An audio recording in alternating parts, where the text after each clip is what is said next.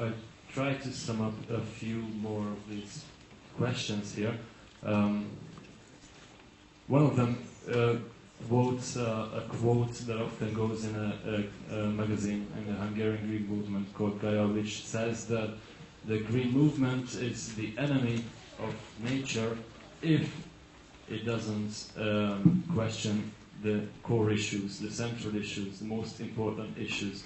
What do you think are the most important, most immediate core issues for the social movements or the green movements? That's one question. Another one is, if you were 25, 30 years old now, wouldn't you be afraid to have children? What do you think are the prospects for the coming 30 years? You partly answered that, but can reflect on it now as well. And this simply asks, okay, our slogan is, another world is possible. What are your practical hints for changing the world? What do you think we should do as activists? What are the most important things to do? Well, that is very much like the first question, like what are the priorities?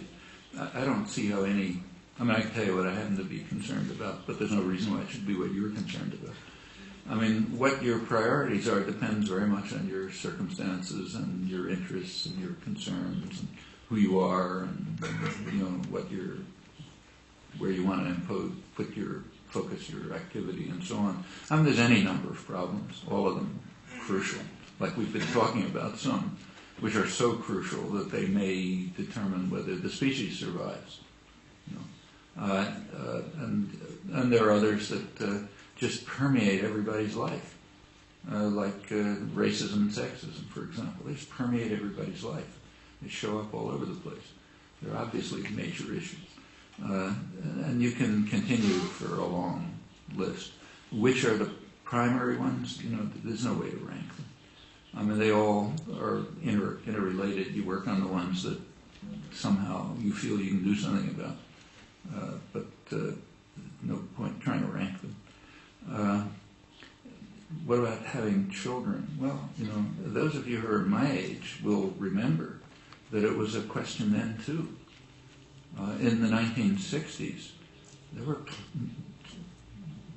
my children, the children of my friends, many of them thought they weren't going to survive.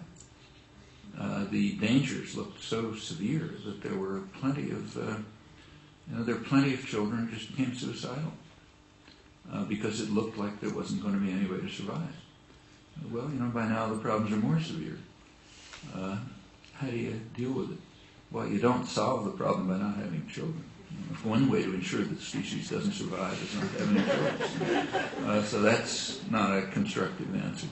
But to try to create a world in which your children or grandchildren have a decent chance to survive, you know, that's a major problem, but that's the other one again. Where do you attack it? Well, you know, where do you feel you can?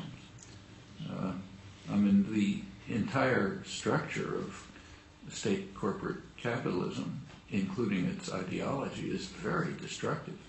In fact, even self-destructive, because it has built-in tendencies towards real catastrophe. And then it spreads out to the whole array of, you know, problems of life. I don't know how to prioritize them.